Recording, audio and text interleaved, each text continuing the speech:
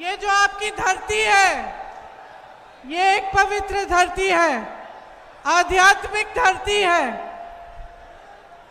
ये वो धरती है जिसको एक तरह से आप कह सकते हैं कि हमारे पूरे देश की नींव डालने वाली बिहार की धरती है।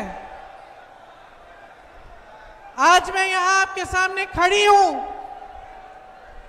मैं चाहती हूं कि सबसे पहले आप अपने आप को पहचाने, अपने प्रदेश को पहचाने, ये पहचाने कि आपका जो ये प्रदेश है, इसने भारत की नींव डाली है, भारत का निर्माण किया है, भारत की स्वतंत्रता का जो संग्राम है उसकी शुरुआत आपके ही प्रदेश से हुई।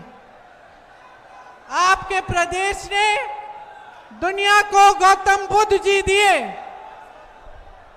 आपके प्रदेश ने महात्मा गांधी जी को प्रेरित किया कि यहां चंपारण से, बिहार के चंपारण से सत्याग्रह शुरू किया जाना चाहिए। आपके ही पूर्वजों ने इस देश की आजादी की लड़ाई लड़ी और एक वो भी समय था जब बिहार को देश का केंद्र माना जाता था, क्योंकि बिहार से बड़े बड़े अधिकारी, बड़े बड़े नेता, इस देश को चलाने वाले लोग यहां से आए थे। यहां की शिक्षा की व्यवस्था अव्वल मानी जाती थी। आईएएस के अफसर, आईपीएस के अफसर, आईएफएस के अफसर यहां से आते थे। ये आपके प्रदेश की महानता थी कि यहां बड़े बड़े उद्योग लगे, यहां से व्यापार भी शुरू हुआ और हमारे देश की जो मजबूती है उसका केंद्र बिहार माना जाता था। आज भी बिहार के नागरिक इस देश भर में फैले हुए इस देश के निर्माण का काम कर रहे हैं। केरल से लेके कन्याकुमारी से लेके कश्मीर तक जहां जहां जाएंगे वहां पे आपको बिहार के नागरिक मिलेंगे। लेकिन आज आपके प्रदेश की परिस्थिति एकदम बदल गई है। आज आपकी ये परिस्थिति है कि देश के सबसे ज्यादा नौजवान यहां बिहार में हैं, लेकिन सबसे ज्यादा बेरोजगार भी बिहार में हैं। सारे नौजवान शिक्षित हैं। गरीब से गरीब परिवार का नौजवान हो, उसके माँ बाप ने संघर्ष करके किसी न किसी तरह उस बच्चे को पढ़ाया है, लिखाया है, लेकिन आज वो बेरोजगार है। आज आपके प्रदेश की परिस्थिति ये है कि शिक्षा की संस्थानें नई नई बन नहीं रही हैं, कि शिक्षा की व्यवस्था ठप है। आगे बच्चा अपने भविष्य को नहीं देख सकता। जहां वो पेपर देता है नौकरी के लिए, एग्जाम देता है, परीक्षा देता है, पेपर लीक हो जाता है, घोटाले होते हैं और उन घोटालों में नेता शामिल होते हैं। आज आपकी परिस्थिति ये है कि जहां आपके लहलहाते खेत होते थे, खेतों से किसान कमा पाते थे, आज किसान और खेती से कमा नहीं पा रहा है। दिन रात कड़ी मेहनत करता है, धूप में खून पसीना बहाता है, फिर भी उसकी कमाई नहीं होती, क्योंकि आज खेती का हर सामान महंगा हो चुका है। आपके उपज का दाम नहीं मिलता, आपको जो न्यूनतम समर्थन मूल्य है वो भी नहीं मिलता, खाद नहीं मिलती, सुविधा नहीं मिलती, बिजली नहीं मिलती, आप कमा नहीं सकते खेती से। आज बिहार की ये परिस्थिति है कि छोटे उद्योग जो एक समय में इस देश की रीढ़ की हड्डी थी, आज वो भी ठप हो गए हैं। कोई कोशिश करता है कि अपना छोटा सा बिजनेस बनाएगा, छोटी सी फैक्ट्री लगाएगा या छोटे दुकानदार हों, सब संकट में है, सब संघर्ष कर रहे हैं। जब बेटियों को पढ़ाने का समय आता है पीछे हटने लगते हैं। जब बच्चों को पाठशाला भेजना होता है, डर लगता है, घबराहट होती है। जब मौसम खराब होता है, घबराहट होती है कि घर में कुछ अगर पानी आने लग गया, मरम्मत करनी है तो कहां से करेंगे। जब कोई बीमार पड़ जाता है तो घबराहट होती है, डर लगता है कि इलाज कैसे कराएंगे, पैसे नहीं है। अस्पताल ले जाना है तो प्राइवेट में ले जाना पड़ेगा, प्राइवेट में बहुत पैसे लगेंगे। सरकार की तरफ से कोई सहायता नहीं है। मेरी बहन अपराध से जूझ रही है यहां। इनको डर लगता है कि घर के बाहर अगर जाना है, शाम को नहीं निकलता कोई, घर में रहना पड़ता है। अपराध बढ़ रहा है, महिलाओं के खिलाफ, बच्चों के खिलाफ, अल्पसंख्यकों के खिलाफ, पिछड़ी जातियों के खिलाफ, अति पिछड़ी जातियों के खिलाफ और दलितों के खिलाफ 3 गुना बढ़ चुका है। कोई रोक नहीं है। यहां आपके एक क्षेत्र में बालू की माफिया हावी है, और बालू की माफिया से कौन मिला हुआ है, आप बताओ, आप बताओ। यहां से उप मुख्यमंत्री जी चुनाव लड़ रहे हैं। क्या किया है इन्होंने आपके लिए? आपको रोजगार दिया, आपको शिक्षा दी, आपको किसानों, यहां के किसानों की सहायता की। बाढ़ आती है तो सहायता मिलती है आपको। सिर्फ बालू बटोरने में व्यस्त है सारे। ये है आपकी असलियत। और आपको जरूरत नहीं है कि कोई शहर से, किसी दिल्ली से आकर कोई नेता यहां मंच पे खड़े होकर आपको अपनी असलियत बताए।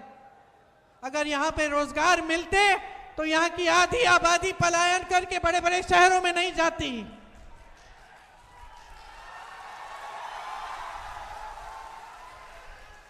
जहां जहां मैं जाती हूं दिल्ली में, अगर कोई मजदूरी का काम है या कोई और काम मैं देखती हूं कौन कर रहा है, और जब मुझे दिखता है कि अच्छा काम हो रहा है, मैं पूछती हूं कहां के हो भाई? जवाब क्या मिलता है, आप बताओ। आप बिहारी हो, आपको गर्व होना चाहिए आप पे, अपने आप पे। इस देश में जहां भी काम हो रहा है आप कर रहे हैं, और फिर भी आपका सम्मान नहीं है, और फिर भी आपके प्रति जो भावना है आपकी अपनी सरकार की और केंद्र की सरकार की, वो एकदम गलत भावना है। आपको आगे बढ़ाने के बजाय आपको पीछे ढकेल दिया। आपसे लेने का काम हो रहा है। आपकी जमीनें 1 रुपए के दाम में प्रधानमंत्री जी के बड़े बड़े उद्योगपति मित्रों को मिल रही है। आपको जमीन दी, आप लोन लेते हैं, आपके माता पिता लोन लेकर आपको पढ़ाते हैं। ये जो परीक्षा जिसमें घोटाले होते हैं, जिसमें पेपर लीक होती है, इसको देने के लिए कितना खर्चा होता है। ट्यूशन कराना पड़ता है, पैसे इकट्ठे करने पड़ते हैं। कोई किसान है, वो चाहता है अपना बेटा आगे बढ़े, अपनी बेटी आगे बढ़े, पैसे इकट्ठा करता है। माताएं काम करती हैं कि किसी न किसी तरह जुगाड़ करके अपनी बच्चियों को आगे बढ़ाएंगे। लोन लेते हैं, बच्ची की शादी करनी पड़ती है तो आपको लोन लेना पड़ता है, ब्याज देना पड़ता है, और ब्याज देते देते जीवन भर आप देते रहेंगे। आपके लोन माफ करने वाला कोई नहीं है। और ये बड़े बड़े उद्योगपति, अडानी जी, अंबानी जी, मोदी जी के बड़े अच्छे मित्र हैं। इनके हजारों लाख करोड़ रुपए के लोन माफ किए हैं, लेकिन आपके लिए पैसे नहीं है। जितने बड़े बड़े उद्योग होते थे जिससे आप लोगों को नौकरियां मिलती थी, जिन नौकरियों के लिए सब तड़पते थे कि हमें सरकारी नौकरी चाहिए ताकि हमें पेंशन मिले, सबसे पहले तो पेंशन रद्द कर दिया पुराना। उसके बाद निजीकरण द्वारा, ठेकेदारी द्वारा आपकी सारी नौकरियां खत्म हो रही हैं। सब ठेके पे है आज। और कमा कौन रहा है? आप खुद कह रहे हो। यहां खड़े हैं नौजवान, खड़े हैं नौजवान। अग्निवीर से बताओ किसका फायदा हो रहा है? सेना का फायदा नहीं हो रहा है, देश का फायदा नहीं हो रहा है। देश का फायदा नहीं हो रहा है, सेना का फायदा नहीं हो रहा है, नौजवानों का फायदा नहीं हो रहा है, तो किसका फायदा हो रहा है? क्यों बनाई ये स्कीम? ये जो सरकारें हैं ये सिर्फ और सिर्फ बड़े उद्योगपतियों के फायदे के लिए चल रही हैं, बस, और कुछ नहीं है। इनको कुछ दिखता ही नहीं है। मोदी जी जब पूछो कहीं किसी देश में भ्रमण कर रहे हैं या फिर अपने अपमानों की गिनती गिना रहे हैं कि मुझे इसने अपमानित किया, उसने मुझे गाली दी, ऐसा कहा वैसा कहा। अरे भैया रोना बंद कीजिए, आप प्रधानमंत्री हैं, इस देश के प्रधानमंत्री हैं। देश रो रहा है, नौजवान रो रहे हैं, नौकरी मांग रहे हैं, रोजगार मांग रहे हैं, शिक्षा मांग रहे हैं, किसान मदद मांग रहे हैं, और आप अपना रोना धोना कर रहे हैं। और ताज्जुब की बात है मेरे भाइयों और बहनों कि जैसे आपकी सुनवाई नहीं है आज के दिन, वैसे आपके जो मुख्यमंत्री हैं उनकी भी सुनवाई नहीं है। आज जो मुख्यमंत्री जी हैं उनकी केंद्र में कोई सुनवाई नहीं है। सरकार चल रही है, सिंगल इंजन से चल रही है, कोई डबल इंजन नहीं है, और ये सिंगल इंजन मोदी जी चला रहे हैं। जो निर्णय बिहार की जनता के हैं, जो संपत्ति बिहार की जनता की है, जो निर्णय बिहार के मुख्यमंत्री जी को लेने चाहिए, वो सब केंद्र में लिए जा रहे हैं, दिल्ली में लिए जा रहे हैं। आज बिहार की असलियत ये है मेरे भाइयों और बहनों। अब मैं आपको असलियत सुनिए, मैं आपको असलियत समझाने नहीं आई हूं, क्योंकि ये असलियत आप जी रहे हो। ये मेरी बहनें जो यहां बैठी हैं ये जी रही हैं, ये जानती हैं कि कितना संघर्ष का जीवन होता है महिला का। चाहे जो भी महिला हो, ये वर्दी पहन के महिलाएं खड़ी हैं, इनका भी संघर्ष का जीवन है। ये संघर्ष करके ये वर्दी पहनी है। आप खड़ी हो, आपने संघर्ष किया अपने जीवन में। मैं आपको जानती नहीं हूं, लेकिन आप महिलाओं में ये जानती हूं कि आपका कोई संघर्ष होगा। मैं जानती हूं कि समाज ने सहायता नहीं की, आपने हमेशा संघर्ष किया। इस देश की महिला ने इस देश को बनाया, इस समाज को एक रखा, मजबूत बनाया। जो आगे वाली पीढ़ी है उसको सिखाया, उसकी परवरिश की, उसको बचा के रखा, उसकी देखभाल की।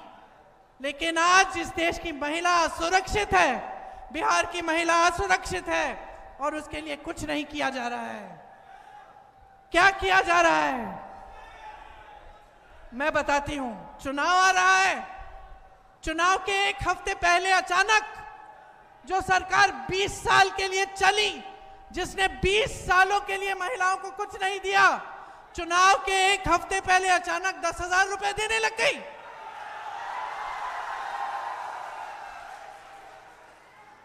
समझे नहीं है ये?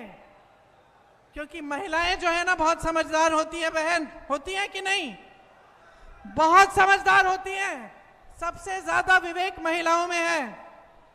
जानती हैं कि 20 सालों से कुछ नहीं किया, मैं तो 20 सालों से संघर्ष कर रही हूं। आज चुनाव आ रहा है तो मुझे 10,000 रुपए दे रहे हैं। महिला समझती है कि ये क्या है, ये राजनीतिक घूस है और कुछ नहीं है। चुनाव के बाद आपको 10,000 रुपए मिलेंगे या नहीं, इसका कोई भरोसा नहीं है। इसीलिए मेरी बहनों, ले लो ये 10,000, जो भी दे रहे ले लो, लेकिन इनको अपना वोट मत दो। और वही बात मैं आपको कह रही हूं, इस देश के नौजवान यहां मेरे सामने खड़े हैं, बिहार के नौजवान जिन्होंने इस देश को बनाया, जो आज बेरोजगार हैं।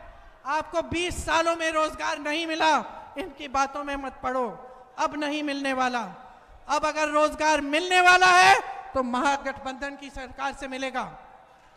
अगर आपको कोई भी सुविधा सहायता मिलने वाली है बिहार के किसानों को, बिहार के नौजवानों को, बिहार की महिलाओं को, तो महागठबंधन की सरकार से मिलेंगी। जो संघर्ष महात्मा गांधी जी ने किया, समानता के लिए, अधिकारों के लिए, इस देश के संविधान के लिए आज भी हम सब वो संघर्ष कर रहे हैं। आज भी वही परिस्थिति हमारे सामने है। पहले अंग्रेजी साम्राज्य था, अब मोदी जी का राज है, जिसमें अगर आवाज उठाओगे तो पीटे जाओगे, अगर सवाल करोगे तो मारे जाओगे, अगर संघर्ष करोगे तो तुम्हारी सुनवाई नहीं होगी। अगर बहुत सारे पैसे वाले होंगे, अगर बड़े बड़े उद्योगपति होंगे तो तुम्हारी पूरी सुनवाई हो जाएगी। ये है मोदी जी की सरकार और इस सच्चाई को आज इस देश की जनता समझ चुकी है, बिहार की जनता समझ चुकी है। महागठबंधन कह रहा है, हम लोग कह रहे हैं कि हम आपके लिए कई स्कीमें लाना चाहते हैं। पहली ये है कि 25 लाख का इलाज आपको मुफ्त में मिलेगा, चाहे हार्ट का, कैंसर का, कोई भी बड़ी बीमारी हो, आपको 25 लाख तक मुफ्त का इलाज मिलेगा। बहनों, आपके लिए 2500 रुपए हर महीने मिलेंगे। चुनाव के समय नहीं, चुनाव के बाद से शुरू होगा, जब हमारी सरकार बनेगी, और जब तक हमारी सरकार रहेगी तब तक आपको मिलेगा। गरीब परिवारों को जमीन मिलेगी, घर मिलेगा, और वो जमीन महिलाओं के नाम की जाएगी। नौजवानों, जब आप परीक्षाएं देते हैं तो जो फॉर्म है उसकी फीस मुफ्त में होगी, आप फिर फीस रद्द हो जाएगी। परीक्षा केंद्र में आने जाने का खर्चा मुफ्त का होगा। एजुकेशन सिटियां बनेंगी और इंडस्ट्रियल क्लस्टर बनेंगी 2000 एकड़ में। हर परिवार जिसके पास, जिसमें जो ऐसा परिवार है जिसमें किसी का रोजगार नहीं है, हर परिवार को एक रोजगार दिया जाएगा। अगर आप अपना छोटा व्यापार शुरू करना चाहते हैं, बिजनेस शुरू करना चाहते हैं, तो सरकार आपको 2 लाख रुपए देगी ताकि आपकी शुरुआत हो पाए, आप अपने पैरों पे खड़े हो पाए।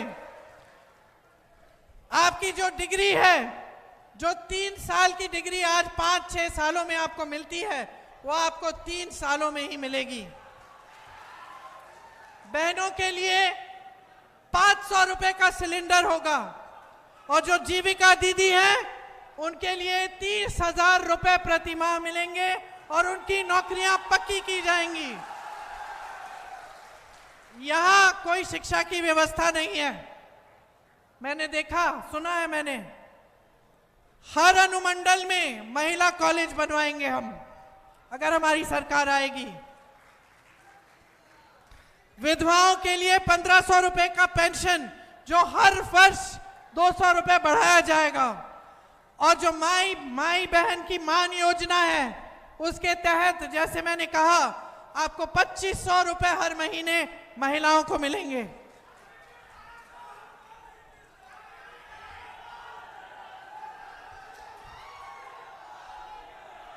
संविदा कर्मी और आउटसोर्सिंग पर कार्यरत कर्मचारियों को स्थायी बनाया जाएगा। और मैंने पेंशन की बात की, पुराना पेंशन लागू होगा बिहार में। दिव्यांग पेंशन 3000 रुपए प्रति माह। 5 नए एक्सप्रेसवे बनाएंगे। हर विधानसभा में स्थानीय रोजगार को बढ़ावा देने के लिए 10 करोड़ रुपए अलग से दिए जाएंगे। किसानों को न्यूनतम समर्थन मूल्य की गारंटी देते हैं हम। स्थान और मंडी की व्यवस्था दिलवाएंगे, और मनरेगा में 300 रुपए प्रतिदिन आपको मिलेंगे, और काम के दिन 2 गुने करेंगे। बिहार में 200 यूनिट बिजली मुफ्त में मिलेगी। पंचायती राज और नगर निकायों में ईबीसी आरक्षण 30% और एससी आरक्षण 20% होगा।